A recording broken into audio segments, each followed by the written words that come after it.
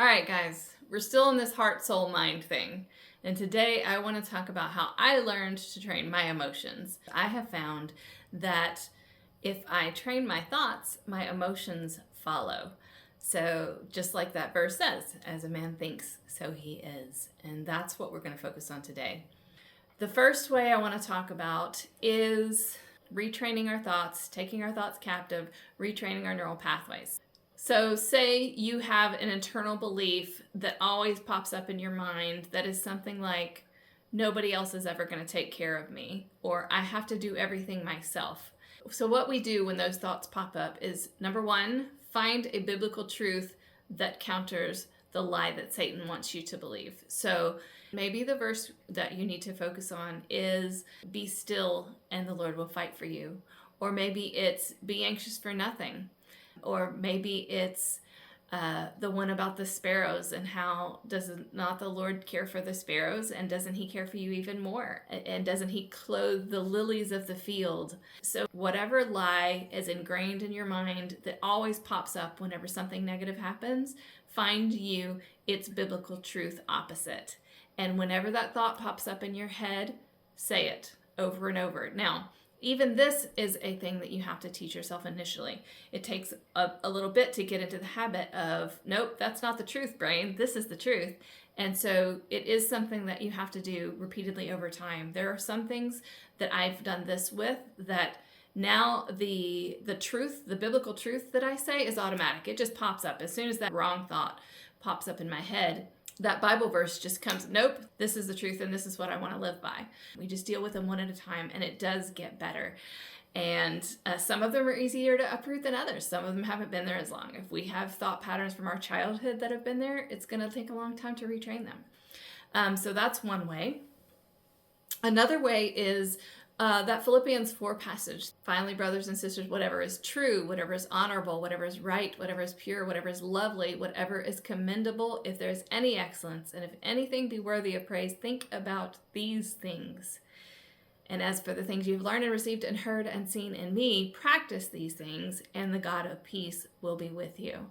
So it's, first of all, what are we thinking about? Think about these things, the things that are honorable, true, right, pure, lovely, commendable, things of excellent, things that are worthy to praise. And that's not what we primarily do in our lives. We primarily think of the things that are negative and bad and hurtful and wrong, and then we don't have the peace of God. So if we are making an intentional choice to change our thoughts, realizing, oh, that's really negative. I'm really paying attention to that wrong thing instead of focusing on whatever is lovely and good and pure and noble over here, then our brains do begin to change. So it's sort of like the first one, except for we're doing it just in a more general way.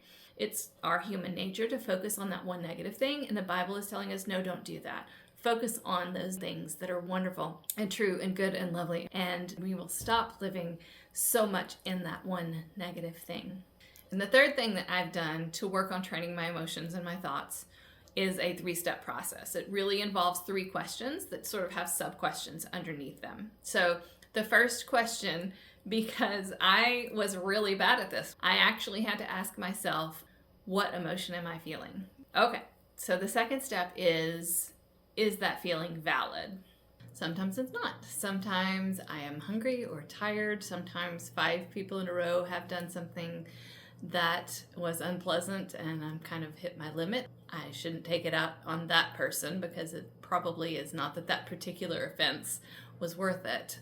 Sometimes we need to run it by someone else at this point to find out if it's valid, because we might have a skewed perspective. The third question is, if it is valid, is there anything productive I can do about it? The productive in that question is very important because there are often unproductive things that we would like to do. One of my questions that I ask at that point is, would I regret it later? Sometimes things that might be productive with one person wouldn't be productive with another. And sometimes you don't know that until you try, and you find out that some people can't accept difficult conversation, even if it is for constructive purpose. So it's not an easy thing, but if I find that there is a productive thing that I can do, My next step is to just do it, to stop sitting on it, even if it's something that's scary or could even potentially make it worse if you're having to talk to another person who you never know how they might respond. But if I do the thing that is productive, that's all I can do.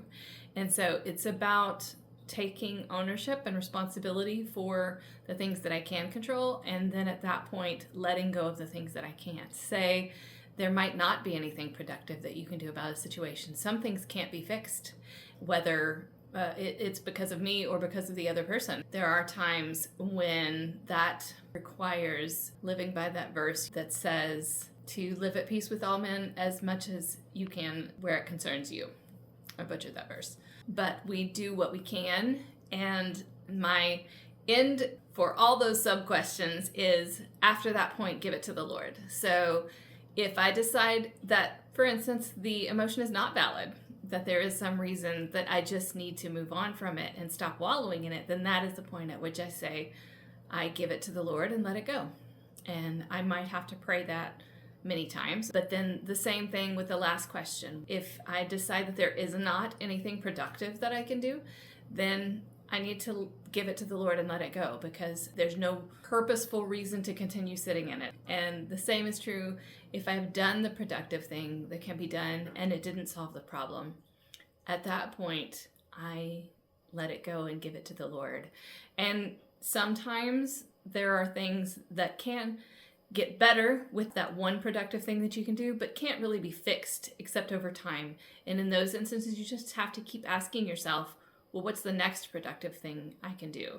And just keep moving forward in that way in those circumstances. I will say that probably different things are going to work for different people. These are a few methods that really worked for me over time. I don't think there is a fast way to do this, but it is possible. So I'm certain that there are other things that people would recommend. I'm just a person who has learned what works for me in dealing with my own emotions, and hopefully it will help some other people.